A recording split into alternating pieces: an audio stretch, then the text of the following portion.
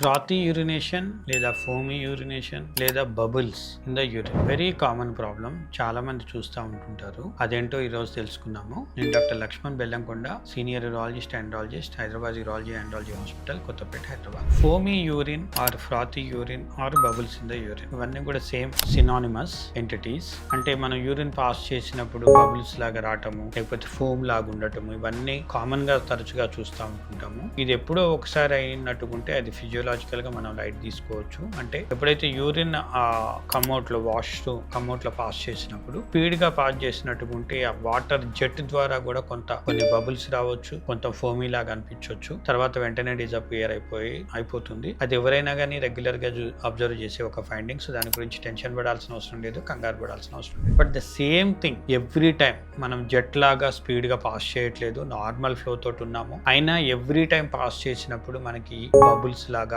ఫ్రాతీ or foamy లాగా అనిపించినట్టుకుంటే you should check your health for the renal problems. Most common గా ఎవరిలలో చూస్తాము అంటే డయాబెటిక్స్ లలో sugar also comes in the urine. Because high diabetes uncontrolled ఉన్నట్టుకుంటే ఈ షుగర్ అనేది యూరిన్ లో మిక్స్ అయ్యి వస్తుంది కనుక any particles accumulated or passed with the urine causes more bubbles or more frothy. Like proteins పైన, షుగర్స్ పైన, లేకపోతే యూరిన్ లో ఇన్ఫెక్షన్ ఉండి పస్ సెల్స్ పైన, లేకపోతే సెమెన్ ఫోమ్స్ పైన. So any particles mixed with urine when it is touching the surface leads to frothy foamy formation. So వీళ్ళలో ఏం రెగ్యులర్ గా చెక్ చేసుకోవాలి? కిడ్నీ ప్రాబ్లం చెక్ చేసుకోవాలి, ప్రోటీన్ యూరియా ఉన్నదా లేదా అనేది. Diabetic, if is a diabetic and sugars are not controlled. Sugar ఉన్న patients diabetics లలో కూడా ప్రోటీన్స్ లాస్ ఉంటుంది. So kidney problem, diabetes and hypertension, ఎక్కువ హైపర్ టెన్షన్ ఉండి అన్కంట్రోల్డ్ ఉంటే కూడా ప్రోటీన్ లాస్ ఉంటుంది. And you should check for urinary ఇన్ఫెక్షన్లలో కూడా పస్ సెల్స్ ఇవన్నీ కూడా వచ్చేస్తూ ఉంటుంది.